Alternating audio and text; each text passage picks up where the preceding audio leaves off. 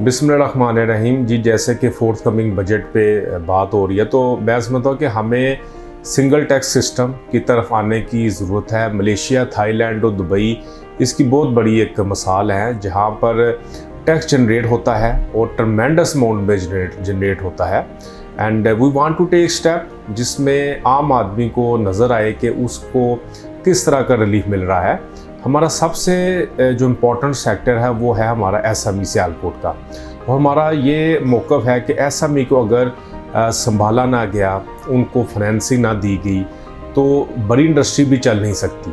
इसके अलावा जो इंडस्ट्रियल रॉ मटेरियल है और जो कमर्शियल इंपोर्टर्स और इंडस्ट्रियल इंपोर्टर्स के लिए ड्यूटीज़ का स्लैब है, मैं समझता हूँ कि वो सेम होना चाहिए।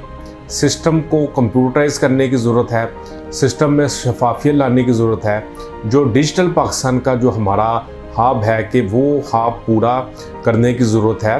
One window operation is the need of the hour, कि आप इंडस्ट्री लगाते हैं तो आपको डिफरेंट डिपार्टमेंट में जाने की ज़रूरत नहीं होनी चाहिए। नो डाउट कि एफबीआर में रिफॉर्म्स लाई जा रही हैं, मगर सबसे बड़ा जो फ्लॉ जो है हमारा टैक्स नेटवर्क ब्रॉड नहीं हो रहा। अनडॉक्यूमेंटेड जो इकॉनमी है वो डॉक्यूमेंटेड नहीं हो रही। इसमें हमें काम करने की ज़रूरत है। हुकूमत अपने जितने भी टारगेट होते हैं, whether it is self generated और फ्रॉम IMF, अगर वो करंट टैक्स पेयर से वसूल करने की कोशिश करेगी, तो इस तरह ऑलरेडी जो टैक्स पेयर्स हैं उन पर तो ऑलरेडी बहुत ज़्यादा बर्डन है, तो वो किस तरह वो एग्जिस्टिंग टैक्स पेयर एक्सपेंड कर सकेंगे। तो इसके लिए इस तरह तो उनकी ग्रोथ नहीं होगी। तो हमें टैक्स नेटवर्क बढ़ाने के लिए देखना पड़ेगा हमें क्या करना चाहिए। देखिए, हुकूमत के पास सारा डाटा मौजूद है, through digital network, through NADRA, through electricity bills, और जितनी भी डिस्ट्रीब्यूशन कंपनीज़ हैं उनका डाटा हुकूमत के पास मौजूद है।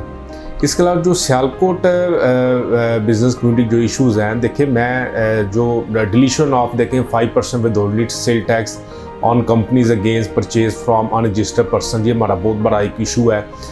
इसमें बात भी चल रही है। इसमें जो 5% विद होल्डिंग सेल टैक्स है on corporate sector against purchase from unregistered person is totally, I believe this is unjustified.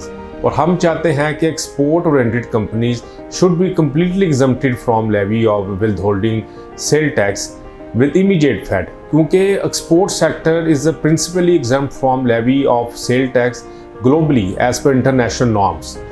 और ये बहुत ज़रूरी है to clarify that cell tax is a taxation consumption where the